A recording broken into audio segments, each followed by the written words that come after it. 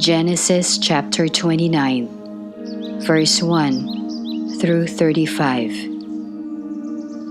Jacob arrives in Paddan, Aram.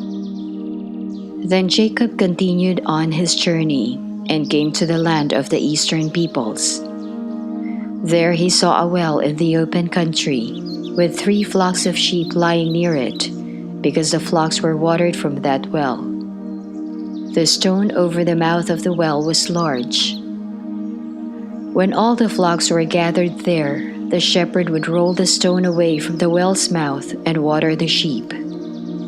Then they would return the stone to its place over the mouth of the well. Jacob asked the shepherds, "My brothers, where are you from?" "We're from Haran," they replied. He said to them, "Do you know Laban, Nahor's grandson?" "Yes, we know him," they answered. Then Jacob asked them, "Is he well?" "Yes, he is," they said. "And here comes his daughter Rachel with the sheep." "Look," he said, "the sun is still high. It is not time for the flocks to be gathered. Water the sheep and take them back to pasture." "We can't," they replied, "until all the flocks are gathered and the stone has been rolled away from the mouth of the well. Then we will water the sheep." While he was still talking with them, Rachel came with her father's sheep, for she was a shepherd. When Jacob saw Rachel, daughter of his uncle Laban, and Laban's sheep, he went over and rolled the stone away from the mouth of the well and watered his uncle's sheep.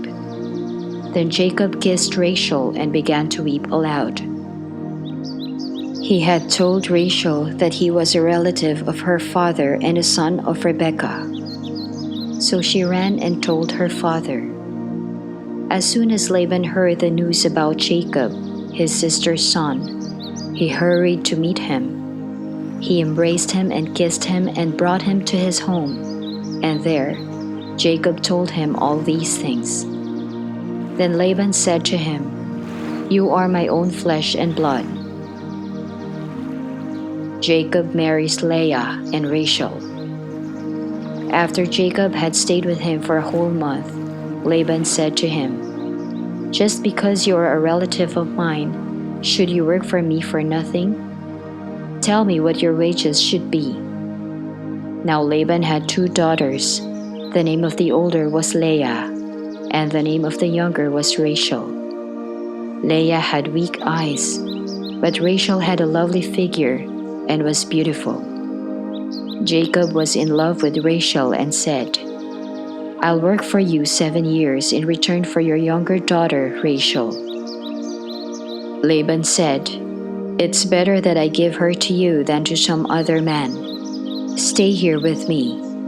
So Jacob served 7 years to get Rachel, but they seemed like only a few days to him because of his love for her. Then Jacob said to Laban, "Give me my wife. My time is completed and I want to make love to her." So Laban brought together all the people of the place and gave a feast.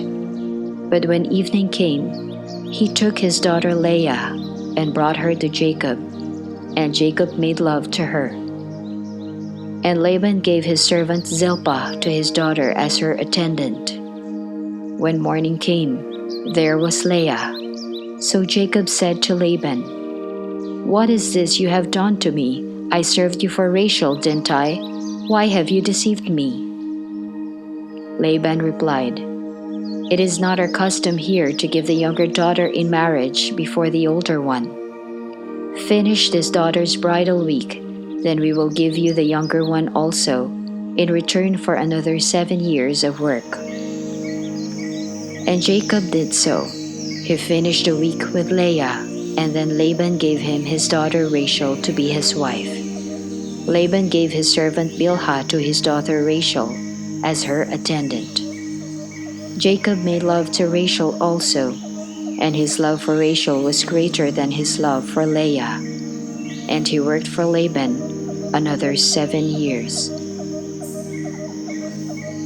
Jacob's children.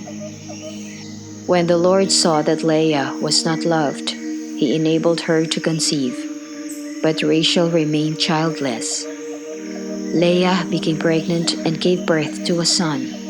She named him Reuben, for she said, "It is because the Lord has seen my misery.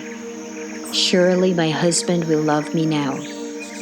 She conceived again, and when she gave birth to a son, she said, "Because the Lord heard that I am not loved, he gave me this one too." So she named him Simeon. Again she conceived, and when she gave birth to a son, she said, "Now at last my husband will become attached to me, because I have borne him 3 sons." So he was named Levi. She conceived again, and when she gave birth to a son, she said, "This time I will praise the Lord." So she named him Judah. Then she stopped having children.